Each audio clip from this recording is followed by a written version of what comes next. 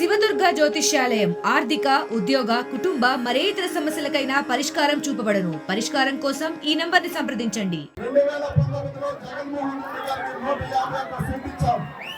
జగన్మోహన్ రెడ్డి గారు why not 175 అంటా ఉన్నారు.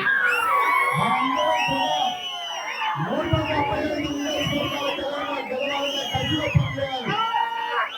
నేను ఒకే మాట చెప్తా ఉన్నా, ఇక్కడ మెజార్టీగా చేసుకోవడం తప్ప గెలుపు గురించి ఆలోచించాల్సిన అవసరం లేదు. అన్నకి మెజార్టీ ఎంత ఇవ్వాలంటే తిరుగు నియోజకవర్గంలో మళ్ళీ వైఎస్ఆర్సీపీ ఎదురు నిలబడాలి అంటే ఒకసారి కాబట్టి ఈ రాష్ట్రానికి తండ్రి చనిపోయిన తర్వాత వైఎస్ జగన్మోహన్ రెడ్డి గారు వచ్చారు. 2014-19 మధ్యలో పాలన అందరం కూడా చూసాం.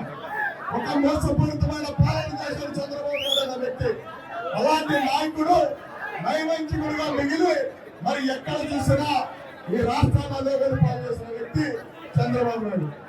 2014లో ఇచ్చిన హామీల్లో 600 హామీలు ఇస్తే ఒక్క హామీ కూడా నెరవేర్చిన వ్యక్తి కాదు చంద్రబాబు నాయుడు అనే వ్యక్తి. నోటికి వచ్చిన ప్రతి అబద్ధం వాడే 2014లో మరి అధికారాన్ని చేపట్టిన చంద్రబాబు నాయుడు. ఇచ్చిన హామీల్లో 2019 నుంచి 24 వరకు ఇచ్చిన హామీల్లో 99% హామీలు నెరవేర్చి ప్రతి అవ్వాతాత బాగుండాలి, ప్రతి ఎస్సీ బాగుండాలి, ప్రతి బీసీ బాగుండాలి, ప్రతి మైనార్టీ బాగుండాలి, అదే విధంగా ఎస్టీ బాగుండాలని చూస్తూ ఉన్నాం. ఇవాళ అదే విధంగా మరి మహిళల విషయంలో అయితే ఆసరాన్ని చేయాలని రకరకాల పథకాలు పెట్టి జగన్మోహన్ రెడ్డి గారు మనందరినీ కూడా అనుకుంటా ఉన్నాం. అమరావతి ప్రాంతంలో కేసులు పెట్టి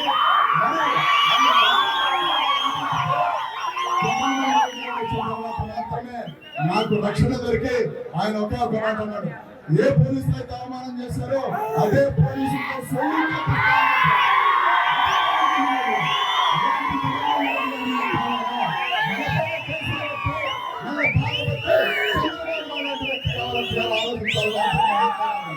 కాబట్టి మీరు గమనించండి, మన వెలుగులు ఆపేసిన వ్యక్తి చంద్రబాబు నాయుడు వ్యక్తి, మన జీవితాల్లో వెలుగులు నింపిన వ్యక్తి మాత్రం జగన్మోహన్ రెడ్డి గారు. మీరందరికీ ఒకే మాట చెప్తా ఉన్నా, ఇక్కడికి స్వామిదాస్ అంతకు ఎదురుగా పోటీ చేస్తా ఉన్న వ్యక్తి అమరావతి ప్రాంతంలో అవమానపరిచిన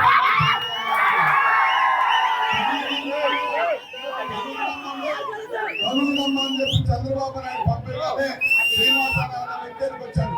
కానీ ఆయన్ని ఎన్ని రకాలుగా వాడుకొని తప్పని పరిస్థితిలో మరి ఓడిపోయే పరిస్థితిలో ఉంది కాబట్టి ఇక్కడ పంపించాడు. కాబట్టి మీ అందరికీ తెలుసుకోవాల్సిన విషయం, మనం బాగుండేది ఎక్కడ కూడా ఎక్కడ కూడా చంద్రబాబు నాయుడు మనం పెట్టడం. మళ్ళీ అదే విధంగా ఇప్పుడు అదే విధంగా బాపట్ల పార్లమెంట్ కి ఎంపీగా ఎవరైనా ప్రకటించాలంటే అక్కడ కూడా ఎవరో ఒకరిని తీసుకొచ్చి ఓడిపోయే వ్యక్తిని ఎందుకేమో ఎవడైతే ఏమైంది ఆలోచిస్తా ఉన్నారు తప్ప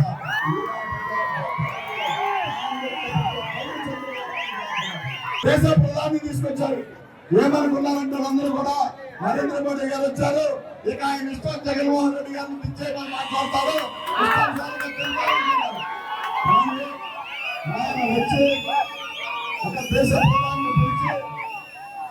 ప్రధాని పిలిచి కనీస గౌరవాలు ఇవ్వాలని వ్యక్తి చంద్రబాబు నాయుడు అనే వ్యక్తి. గౌరవ సంగతి అవమానం చేశాడు. ఒక సాల్వా కానీ ఒక బుకే కానీ సరైన మైక్ సెట్టింగ్ కూడా పెట్టుకోలేని వాడు జగన్మోహన్ రెడ్డి గారి సభలో అంచుల మీద ఉన్న జనం రాలేదు.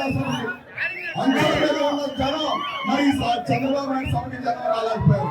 కానీ దానిని 4 లక్షలని 3 లక్షలని చెప్పుకుంటున్నారు. పట్టుబడి లక్షల మంది కూడా ఉంటారు. చూస్తే నరేంద్ర మోడీ గారు మైక్ పని చేయకుండా చేయడం ఖచ్చితంగా అది చంద్రబాబు నాయుడు పని అని రాష్ట్ర ప్రజలందరూ కూడా అనుకుంటున్నాం. కాబట్టి మీరు గమనించండి,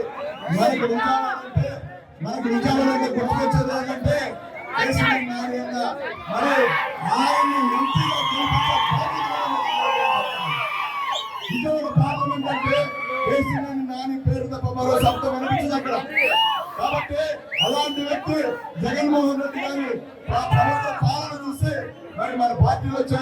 ఇవాళ మళ్ళీ మన పార్టీ తరఫున ఆయన ఎంపీగా పోటీ చేస్తా ఉన్నారు.